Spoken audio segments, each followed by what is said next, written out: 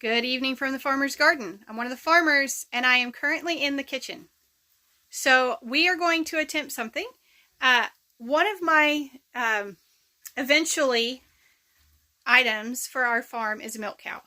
Just for personal use. I don't intend to start a dairy. There's a whole lot that goes into selling milk and butter and those sort of things, but I want a milk cow for us.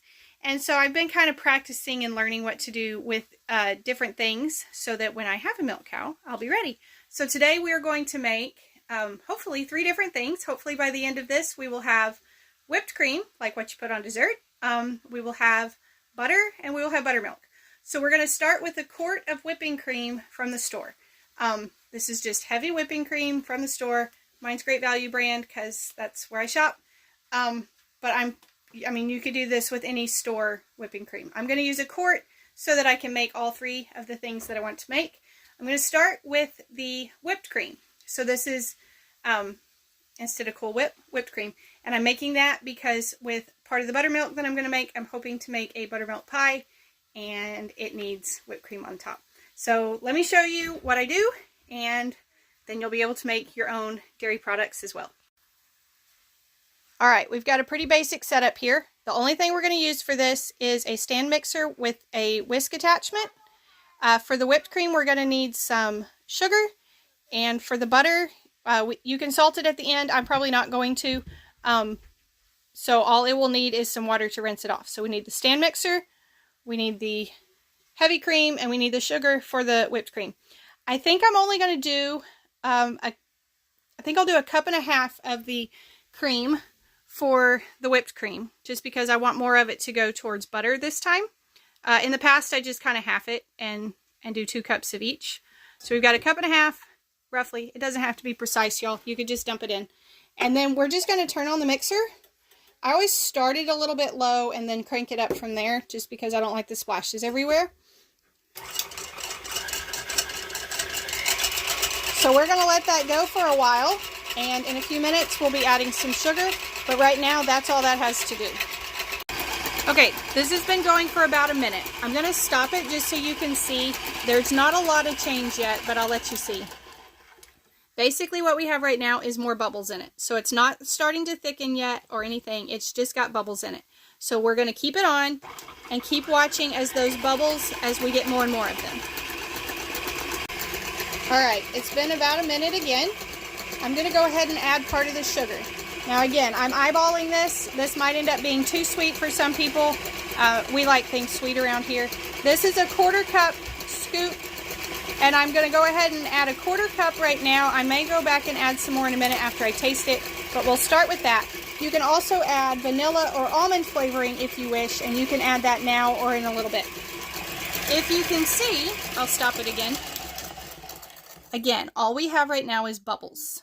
We just have bubbles. And I'm keeping this on about medium speed. I could crank it up a little bit more than that, and I probably will when I turn it back on.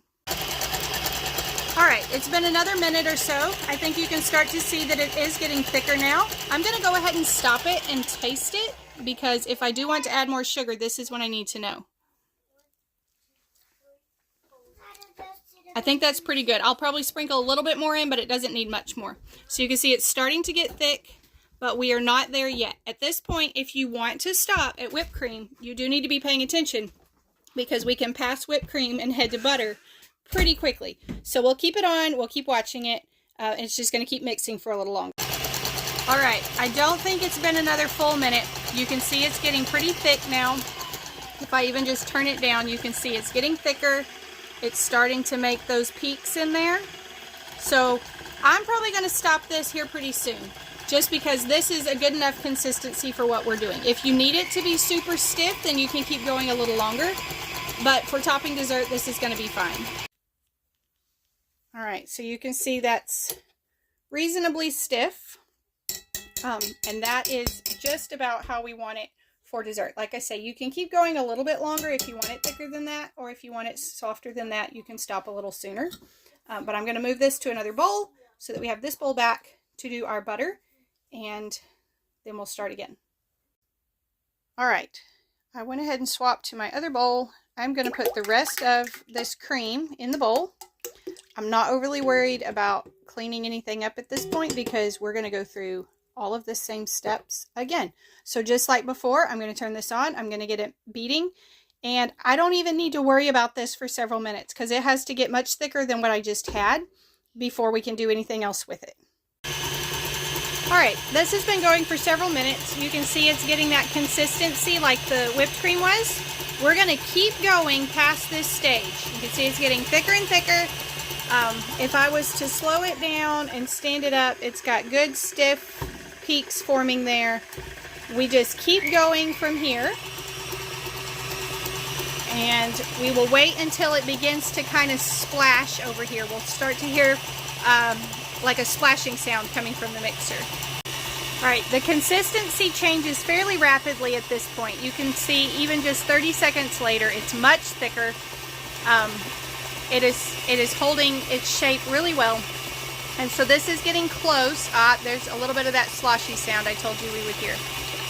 I don't know if you can hear it on the video over the sound of the mixer, but I can hear just this little bit of a sloshy sound. So if you want to color your butter yellow so that it looks more like store butter, you can do that at this point with a couple of drops of food coloring. I never do. It does not bother me that it's slightly different color. A lot of that has to do with the fat levels in the cream as to what color it will come out. It's been a few more minutes. I've stopped the mixer a few times and scraped down the sides of the bowl. This is one of those things where you always feel like it's just not going to work. Never mind, give up, it won't work. And then you'll look away for a minute and it'll change consistency. You can see it's very thick right now. And that's looking really good. You could actually stop right now and spread it on a biscuit if you wanted to. I'm hoping to go all the way so that I have some buttermilk for making either a pie or biscuits. I haven't decided which yet. It's been another few minutes. You can see the consistency is starting to change now. Now it's a little bit more clumpy and you can see a little bit of liquid in there. I'm going to try not to stop it right now to show you that. I know it's a little hard to see around the mixer, but I'd rather keep it going right now. Again, I've stopped it several times and scraped down the sides of the bowl, but that's pretty much the only thing I've done to it while it's been mixing for the last, probably not quite 10 minutes now. I did decide to go ahead and stop and scrape one more time. You can see the consistency is starting to get a lot chunkier and there's quite a bit of liquid in the bottom. I'm going to go just a little bit longer before I take it out and rinse it and shape it into a bowl. Okay, that is about done. You can see it gets pretty messy at the end. I've made butter several times and I'm having to learn to be more patient with it because I always want to take it out too soon. But if you'll be patient and you'll wait, it'll kind of turn into this, and then that is the buttermilk in the bottom. So the next thing I need to do is kind of spoon it out and rinse it off. All right, using clean hands, you just sort of reach in and collect the butter together. Like I say, I am not an expert at this. Somebody with a milk cow is probably screaming in their head right now that I'm doing this wrong. But this will serve you. Your family will be able to eat this. I'm trying to practice and learn so that if we are able to get a milk cow, I will be better at this. All right, so you can strain the buttermilk if you want. Get all the last little bits out. I'm going to leave it like it is because, like I say, I'm either going to use it for a pie or biscuits, and I think either one is going to be fine if there's some chunks in it. So I've got this part now, and we just rinse this under some cool water to remove kind of the extra buttermilk that's hanging out on the outside of it. And then this part is ready. You can either take this and put it into a butter mold if you want. What I'm probably going to do is just put it into a Tupperware container so that it will be ready to spread on our biscuits in the morning. All right, the last thing we have is the buttermilk, and I am just curious how much buttermilk I got. So I used 2.5 cups of cream to make the butter, and that yielded almost 1.5 cups of buttermilk. So I'm going to have this ready to store in the fridge, and then we'll be able to use it in a dish later. So there's the buttermilk. There's the butter. That actually is really good. I've already tasted it.